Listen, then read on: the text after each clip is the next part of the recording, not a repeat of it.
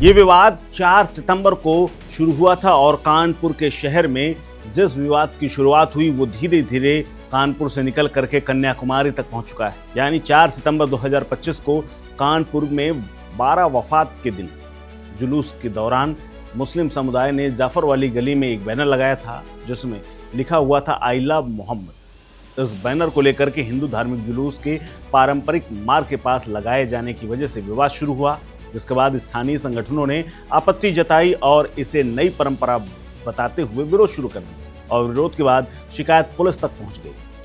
विवाद की शुरुआत कानपुर में हुई और कानपुर में बैनर लगाने को लेकर के हिंदू और मुस्लिमों के बीच में थोड़ा तनाव बढ़ा।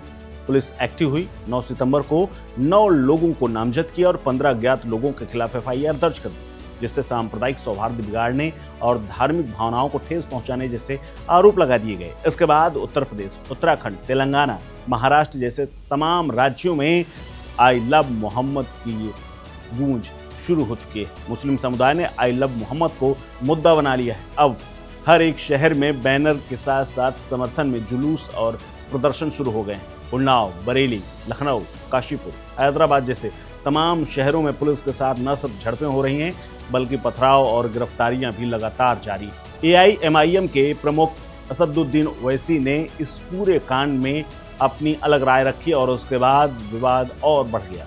दरअसल ओवैसी ने इसे व्यक्ति की आज़ादी का मुद्दा बताते हुए पुलिस कार्रवाई की निंदा कर दी और लिखा कि आई लव मोहम्मद कहने को अपराध न मानने की बात कह डाली। सूफी नेताओं और धार्मिक संगठनों ने हिंसा की निंदा की, लेकिन समुदाय के अधिकारों की वकालत भी की। विवाद ने सोशल मीडिया पर भी तूल पकड़ा, जहां पर आई लव मोहम्मद ट्रेंड शुरू हो गया। लोग अपनी प्रोफाइल तस्वीरें बदलने लगे और समर्थन जताने लगे और हिंदू मुस्लिम दोनों समुदायों के लोग इस नारे का इस्तेमाल कर रहे हैं।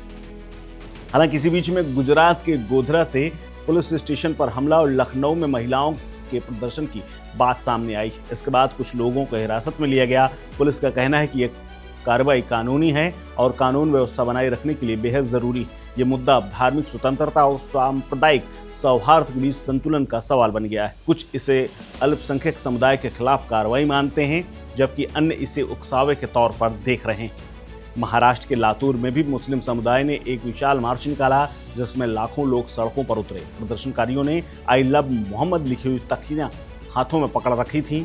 इस मार्च में प्रदर्शनकारियों ने प्रशासन से ये मांग की कि युवकों के खिलाफ दर्ज किए गए मुकदमे वापस लिए जाएं, अपमानजनक बयान देने वालों पर सख्त कार्रवाई हो और धार्मिक भावनाओं के संरक्षण के लिए कानून लागू किया जाए। उन्होंने अपनी मांग को लेकर के राष्ट्रपति, प्रधानमंत्री और मुख्यमंत्री तक को ज्ञापन सौंपा है। वहीं पुलिस ने इस पूरे मामले में स्पष्टीकरण भी दिया है। कानपुर पुलिस ने साफ किया है कि मुकदमा पोस्टर लगाने के लिए नहीं बल्कि बिना अनुमति जुलूस निकालने, टेंट लगाकर नई परंपरा शुरू करने के लिए दर्ज किया गया है। लेकिन प्रदर्शनकारियों का कहना है कि वो किसी भी कीमत पर पैगंबर मोहम्मद का अपमान बर्दाश्त नहीं करेंगे। यानी कानपुर से निकला हुआ ये विवाद पूरे देश में पहुंच चुका है और मुसलमान गुस्से में। इसीलिए कई शहरों में कानून व्यवस्था बनाए रखने के लिए पुलिस सख्त कदम उठा रही है और मीटिंगें तक कर रही है। लेकिन ये मुद्दा कब शांत होगा, ये देखने वाली बात होगी। फिलहाल आपकी इस पूरे मामले पर क्या प्रतिक्रिया है, हमें कमेंट बॉक्स में कमेंट करके जरूर बताएं। Subscribe to One India and never miss an update. Download the One India app now.